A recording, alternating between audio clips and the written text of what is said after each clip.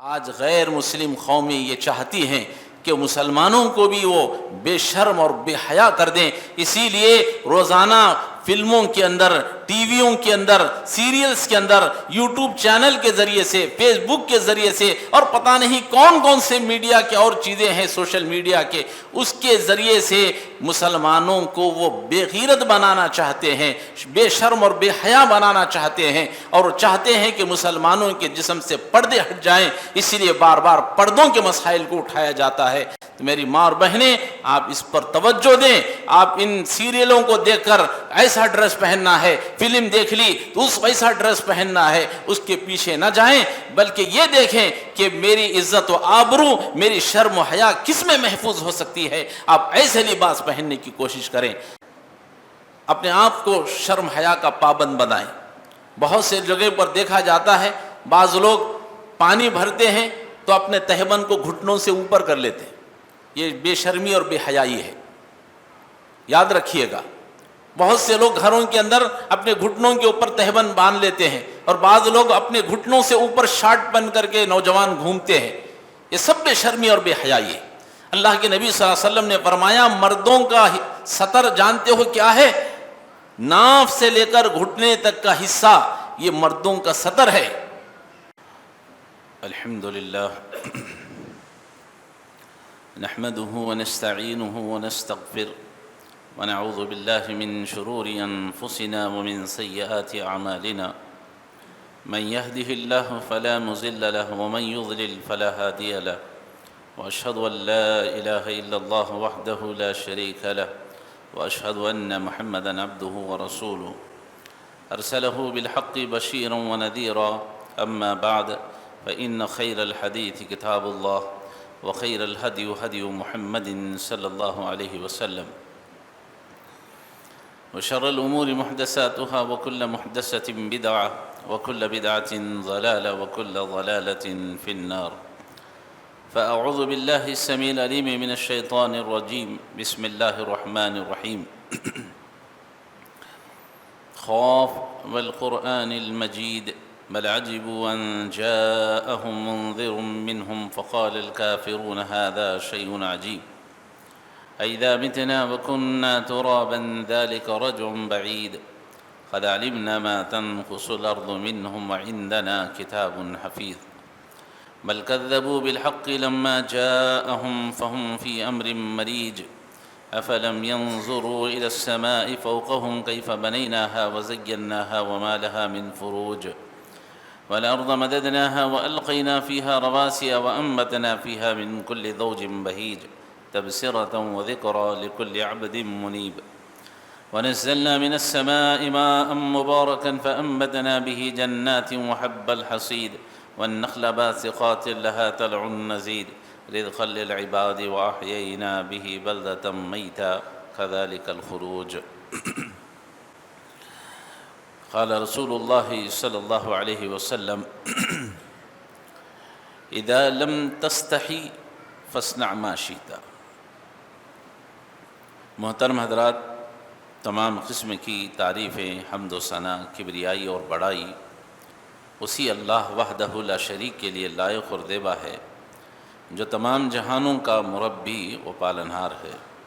درود و سلام نازل ہوں تمام انبیاء علیہ الصلاۃ والسلام پر، خصوصاً میرے اور آپ کے نبی تاجدار مدینہ حضرت جناب محمد رسول اللہ صلی اللہ علیہ وسلم پر۔ وہ خطبات، وہ احادیث جسے جوامع الکلم کہا جاتا ہے، جو حدیثیں بڑی مختصر ہیں لیکن بڑی جامع ہیں، اور اس میں ہمارے لیے بڑے اسباق رکھے گئے ہیں، تو انہی میں سے ایک حدیث میں نے آپ حضرات کے سامنے گوشِ گزار کی ہے۔ اللہ رب العالمین سے دعا ہے اللہ تعالی ہم سب کو کہنے سننے سے زیادہ عمل کی توفیق عطا فرمائے، آمین۔ آپ حضرات کے سامنے جو حدیث آپ پڑھی گئی ہے، پیارے حبیب صلی اللہ علیہ وسلم فرماتے ہیں اذا لم تستحی فاصنع ما شئت۔ رسول اللہ صلی اللہ علیہ وسلم نے فرمایا جب تم حیا نہ کرو تو پھر جو چاہے کرو۔ محترم حضرات، اسلام کے اندر بڑی خوبیاں ہیں، دوسرے مذاہب کے مقابلے میں۔ ان میں سے ایک بڑی اہم خوبی ہے، وہ ہے شرم اور حیا۔ اللہ کے نبی صلی اللہ علیہ وسلم نے اس کی بڑی اہمیت بیان کی ہے۔ خود رسول اللہ صلی اللہ علیہ وسلم نے اس کی پابندی کی، صحابہ کے پاس اس کی کیا اہمیت تھی، صحابیات کے پاس اس کی کیا اہمیت تھی۔ انشاءاللہ اس کے چند نمونے میں آپ کے سامنے پیش کرنے کی کوشش کروں گا۔ اللہ تعالی ہم سب کو کہنے سننے سے زیادہ عمل کی توفیق عطا فرمائے۔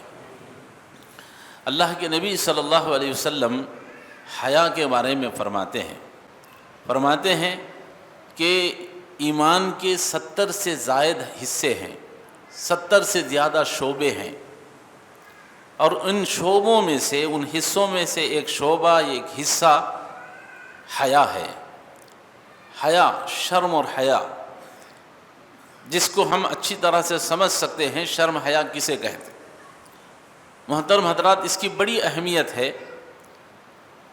آپ جہاں قرآن مجید میں اللہ تعالیٰ نے باللہ کا ذکر کیا، اسی کے ساتھ اللہ نے والیوم الآخر کا ذکر کیا۔ باللہ والیوم الآخر، اللہ پر ایمان لاؤ، آخرت پر ایمان لاؤ۔ ایسے ہی نبی کریم صلی اللہ علیہ وسلم نے جہاں ایمان کا احادیث میں ذکر کیا ہے، اسی کے ساتھ میں رسول اللہ صلی اللہ علیہ وسلم نے فرمایا الحیاء من الایمان، فرمایا کہ حیا ایمان کا ایک حصہ ہے۔ اور یہاں کہا گیا کہ ایمان کے 70 سے زائد حصے ہیں، ان میں سے ایک حصہ حیا ہے۔ اب آپ اس کے سلسلے میں کیا بتاؤں کہ یہ شرم و حیا ایک ایسی چیز ہے کہ دکھ، درد، خوشی، غم، غصہ، یہ سب چیزیں انسانوں کے ساتھ ساتھ جانوروں کے اندر بھی پائی جاتی۔ میں شرم حیا کی اہمیت بتا رہا ہوں آپ کو۔ ہمارے اندر بھی غصہ پایا جاتا ہے، جانوروں کے اندر بھی پایا جاتا ہے۔ کبھی کبھار جانوروں کو دیکھیں غصہ ہو جاتے ہیں، جیسے ہم خوشی محسوس کرتے ہیں ایسے ہی بعض مرتبہ جانور بھی ہنستے ہیں۔ جب کبھی ہم اپنے آپ میں غم محسوس کرتے ہیں، کبھی آپ جانوروں کو دیکھیں گے وہ بھی غم کے اندر مبتلا ہوں۔ تو یہ سب چیزیں انسانوں کے ساتھ ساتھ جانوروں کے ساتھ بھی لگی ہوئی، لیکن شرم اور حیا ایک ایسا وصف ہے، ایک ایسا جز ہے جو صرف اللہ نے انسانوں کے اندر رکھا ہے۔ شرم حیا یہ جانوروں کے اندر نہیں ہے۔ آپ محسوس کر لیں، آپ اس کو نوٹ کر سکتے ہیں پریکٹیکل طور پر۔ شرم حیا ایک ایسا وصف ہے، ایک ایسا حصہ ہے جو صرف اور صرف انسانوں کے اندر پایا جاتا ہے۔ جانوروں کے اندر وہ چیزیں آپ کو نہیں ملیں گی۔ اور انسانوں میں بھی یہ شرم و حیا سب سے زیادہ اگر کسی میں پایا جاتا ہے تو وہ صرف ایمان والوں کے اندر پایا جاتا ہے۔ اس لیے کہ نبی کریم صلی اللہ علیہ وسلم نے جہاں حیا کا ذکر کیا وہاں ایمان کا ذکر کیا، اور جہاں ایمان کا ذکر کیا اللہ کے رسول نے حیا کا ذکر فرمایا۔ اللہ کے نبی صلی اللہ علیہ وسلم ایک حدیث میں بیان فرماتے ہیں کہ بے شک حیا اور ایمان آپس میں ایک دوسرے سے ملے ہوئے ہیں۔ حیا اور ایمان آپس میں ایک دوسرے سے ملے ہوئے ہیں۔ جب اس میں سے کوئی چیز اٹھ جاتی ہے تو دوسری چیز کو بھی اٹھا لیا جاتا ہے۔ اللہ حدیث کے الفاظ ہیں۔ حیا اور ایمان یہ دو حصے ہیں اور یہ آپس میں ملے ہوئے ہیں۔ جب کسی کے اندر سے ایمان اٹھ جاتا ہے تو پھر اللہ تعالیٰ اس کے اندر سے شرم حیا بھی اٹھا لیتا ہے، اور جب کسی کے اندر سے حیا اور شرم اٹھ جاتی ہے تو اللہ تعالیٰ اس کے اندر سے ایمان کو بھی اٹھا لیتا ہے۔ تو یہ دو چیزیں بڑی اہم ہیں، ملی ہوئی ہیں، ایمان اور شرم و حیا۔ اسی لیے آپ دیکھیں گے جو غیر مسلم ہیں، خصوصاً یورپین کنٹریز ہیں، ویسٹرن کلچرز ہے، جہاں کہیں امریکہ یا دوسرے انگریز قومیں بستی ہیں، آپ ان کے پاس دیکھیں، ان کے پاس نہ ایمان ہے نہ ان کے پاس شرم و حیا ہے۔ ان کی زندگی ایسے ہے جیسے جانور زندگی گزار رہے ہیں، ننگے زندگی گزار رہے ہیں، نہ کپڑا ان کے جسم پر ہے، نہ ان کے اخلاق میں شرم و حیا ہے، نہ ان کی بات چیت میں شرم و حیا ہے، نہ ان کے لباس کے اندر شرم و حیا ہے۔ اب غور فرمائیں، جتنے بھی انگریز کے جو قومیں بستی ہیں، یہود و نصارہ، ان کے پاس آپ دیکھیں کہیں شرم و حیا کا ان کے پاس کوئی تصور نہیں۔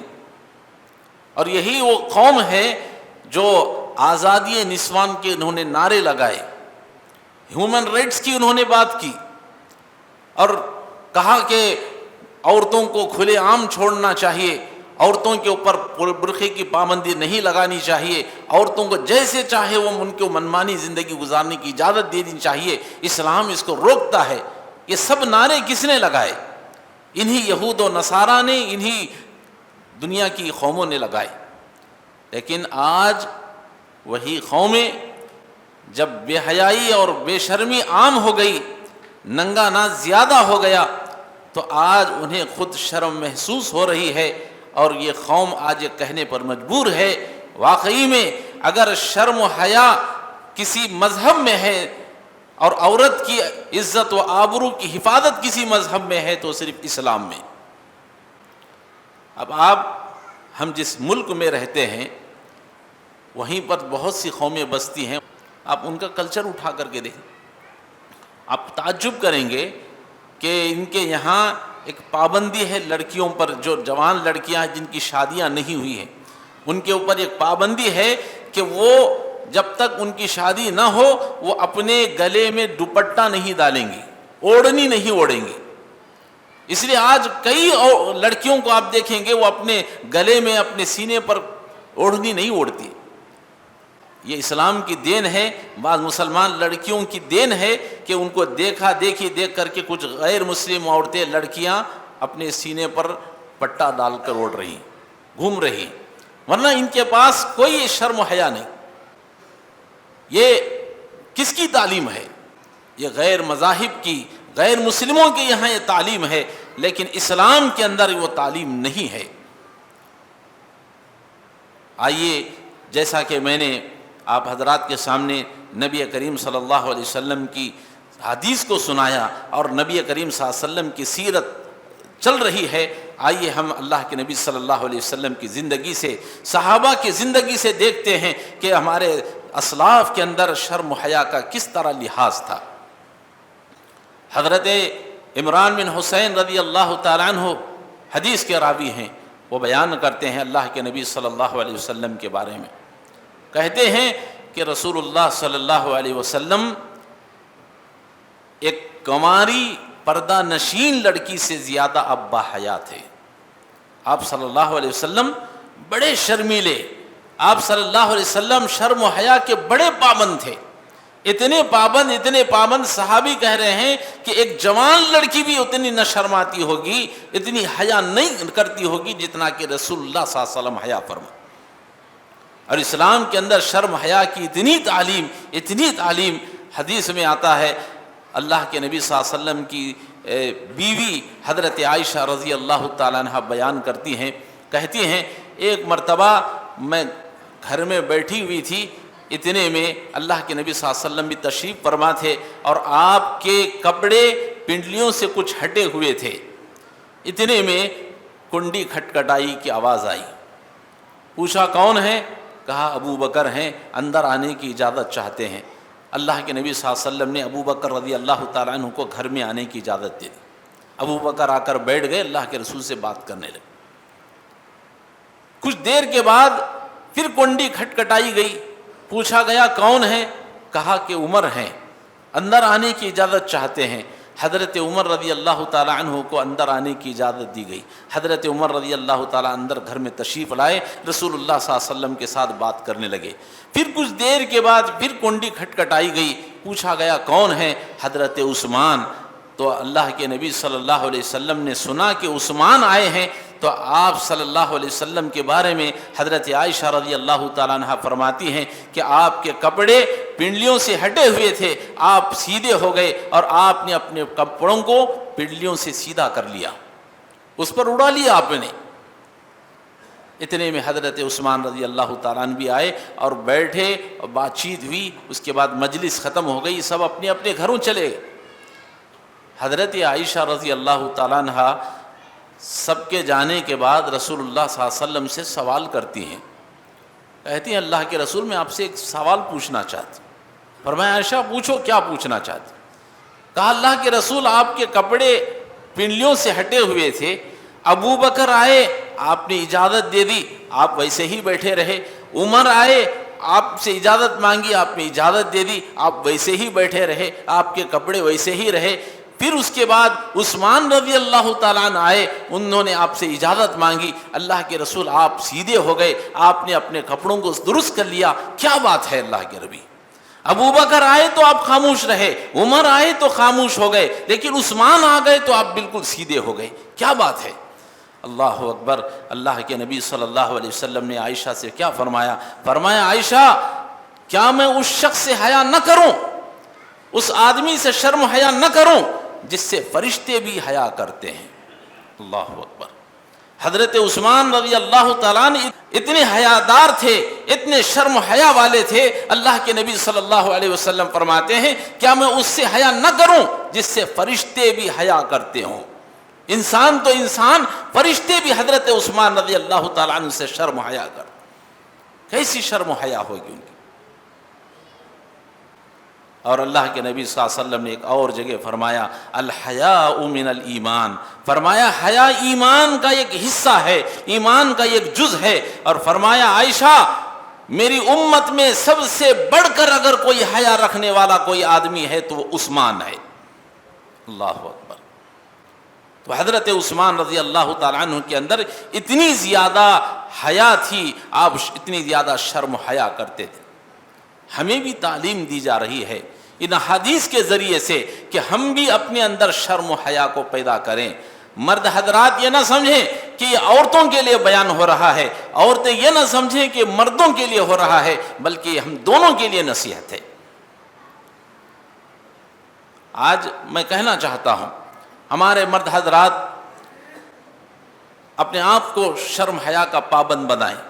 بہت سے جگہ پر دیکھا جاتا ہے بعض لوگ پانی بھرتے ہیں تو اپنے تہبند کو گھٹنوں سے اوپر کر لیتے ہیں، یہ بے شرمی اور بے حیائی ہے، یاد رکھیے گا۔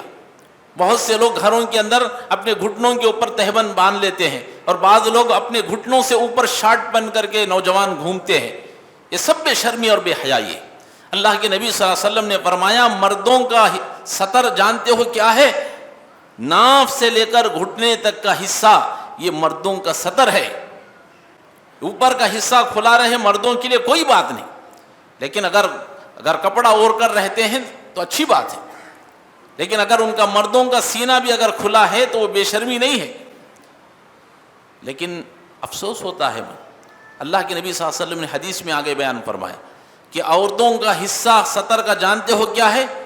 مردوں کا حصہ ناف سے لے کر گھٹنے تک، اور عورتوں کا حصہ سر کے بال سے لے کر پیر کے ناخن تک، یہ پورا کا پورا حصہ سطر ہے۔ لیکن بڑا افسوس ہوتا ہے مرد جن کے لیے حصہ ناف سے لے کر گھٹنے تک کہا گیا، اگر وہ اپنے سینے کی جو شرٹ پہنتے ہیں اگر گھنڈی بھی کھول کر کے پھرتے ہیں تو بے حیائی کی بات نہیں ہے، اس لیے کہ وہ سطر میں حصہ نہیں ہے۔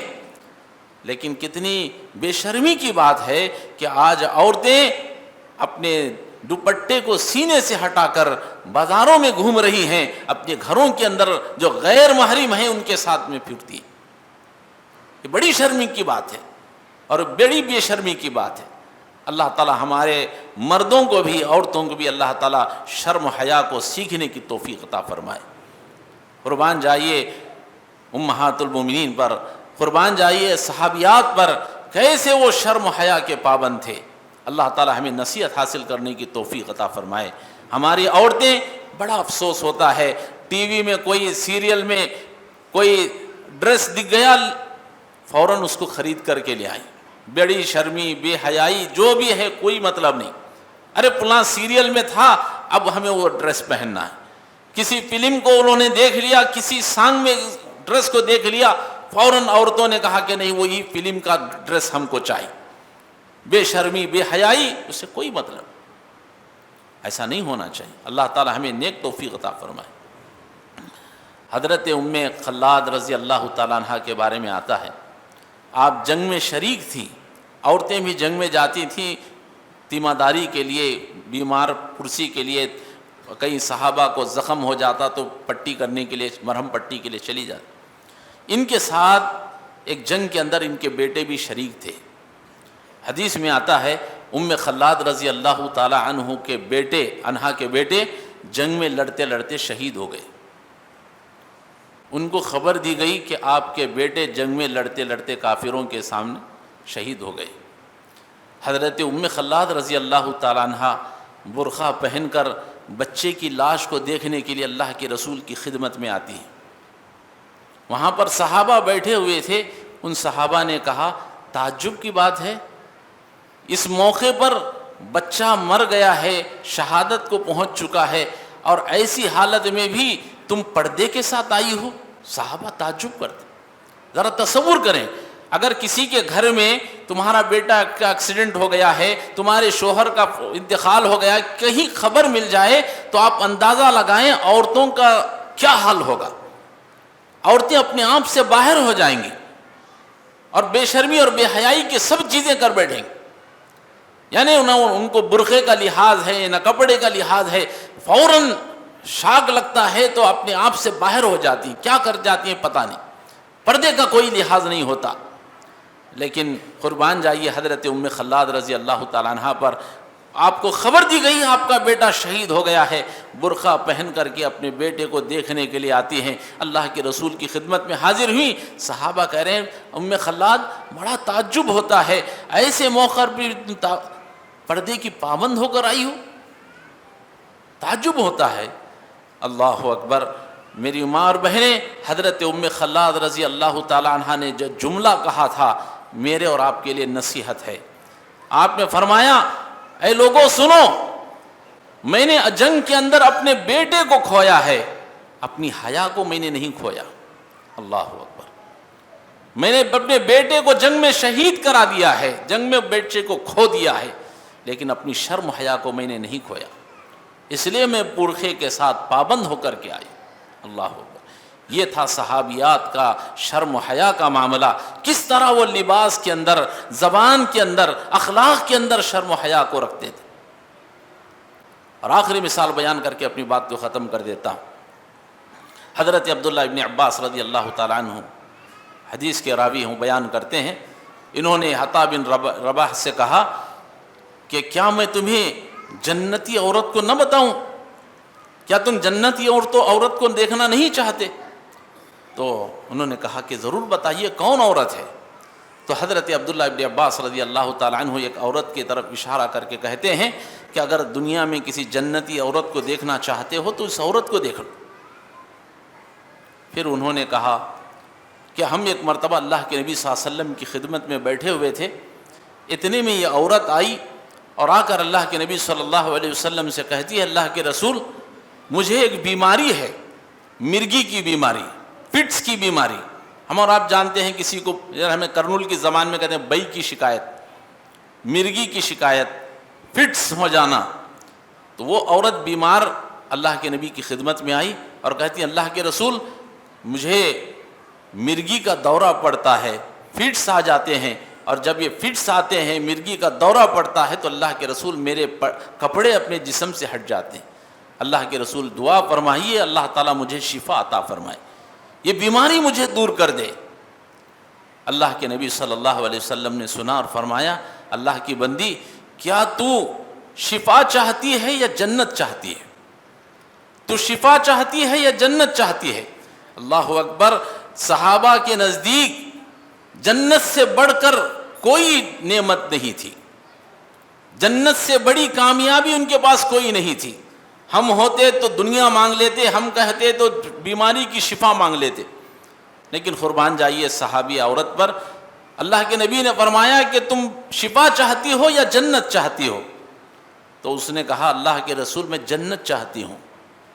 آپ نے فرمایا ان شئتی صبرت لک الجنہ، فرمایا اس بات پر تم صبر کرو، اس بیماری پر تم صبر کرو، انشاءاللہ اس کا بدلہ تمہارے لیے جنت ہے۔ اب آگے کے الفاظ سنیں، وہ عورت کہتی اللہ کے رسول آپ نے میرے لیے دعا فرما دیا، جنت کی آپ نے خوشخبری سنا دی، لیکن میری ایک درخواست ہے آپ سے، درخواست یہ ہے کہ اللہ کے رسول جب مجھے مرگی کا دورہ پڑتا ہے، جب فٹس مجھے آتا ہے تو میرے جسم سے کپڑے ہٹ جاتے ہیں۔ اللہ کے نبی بس اتنی دعا فرما دیجئے کہ جب یہ مرگی کا دورہ، فٹس کا دورہ مجھے پڑے تو میرے جسم سے کپڑے نہ ہٹیں۔ اللہ اکبر! کتنی شرم حیا والی صحابیات، کتنے حیا کی پابند تھی، انہیں اپنی شرم و حیا کی کتنی فکر تھی۔ کہتی ہیں اللہ کے رسول اتنی دعا فرما دیجئے کہ جب بھی مجھ کو مرگی کا دورہ پڑے میرے جسم سے کپڑے نہ ہٹیں۔ اللہ کے نبی صلی اللہ علیہ وسلم نے اس عورت کے لیے دعا فرمائی۔ حضرت عبداللہ ابن عباس رضی اللہ تعالی عنہ بیان کرتے ہیں، اس کے بعد جب کبھی اس کو مرگی کا دورہ پڑتا، فٹس کا دورہ پڑتا، کبھی زندگی میں ہم نے اس کو بے پردہ ہوتے ہوئے نہیں دیکھا۔ اللہ اکبر! یہ نبی کی دعا کی برکت تھی۔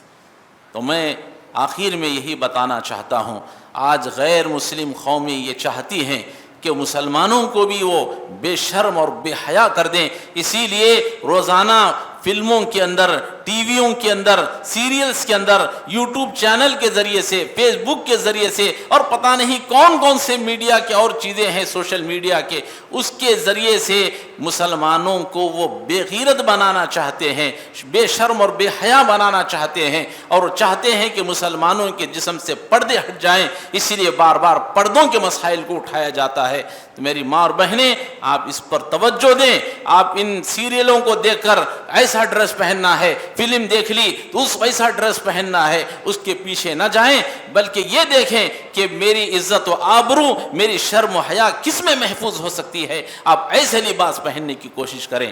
اللہ رب العالمین سے دعا ہے اللہ تعالی ہم سب کو کہنے سننے سے زیادہ اللہ کے نبی صلی اللہ علیہ وسلم کی احادیث پر عمل کرنے کی توفیق عطا فرمائے۔ اللہ تعالی مردوں کو بھی اپنے اندر شرم و حیا پیدا کرنے کی توفیق عطا فرمائے، عورتوں کو بھی اللہ تعالی اپنی عزت و آبرو کی حفاظت کرنے کی توفیق عطا فرمائے۔ آمین۔ وآخر دعوانا الحمد للہ رب العالمین۔ بارک اللہ لنا ولکم فی القرآن العظیم ونفعنا وإیاکم بالآیات والذکر الحکیم، انہ تعالی جواد کریم ملک بر علیم رب حلیم۔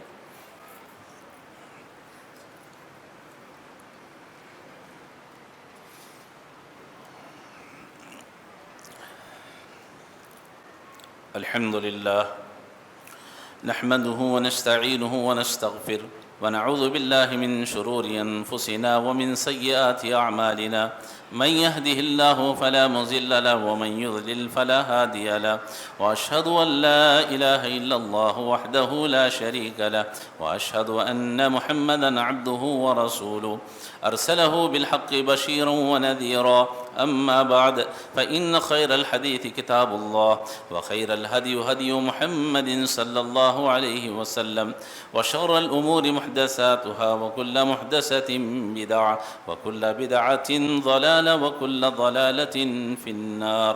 فأعوذ بالله السميع العليم من الشيطان الرجيم، بسم الله الرحمن الرحيم، إن الله وملائكته يصلون على النبي يا أيها الذين آمنوا صلوا عليه وسلموا تسليما، اللهم صل على محمد وعلى آل محمد كما صليت على إبراهيم وعلى آل إبراهيم إنك حميد مجيد، اللهم بارك على محمد وعلى آل محمد كما باركت على إبراهيم وعلى آل إبراهيم إنك حميد مجيد، اللهم انصر من نصر دين محمد صلى الله عليه وسلم وجعلنا منهم، واخذل من خذل دين محمد صلى الله عليه وسلم ولا تجعلنا منهم، آمين۔ عباد الله رحمني ورحمكم الله، إن الله يأمر بالعدل والإحسان وإيتاء ذي القربى وينهى عن الفحشاء والمنكر والبغي، يعظكم لعلكم تذكرون، اذكروا الله يذكركم وادعوه يستجب لكم، ولذكر الله تعالى أولى وأتم وأعظم وأكبر۔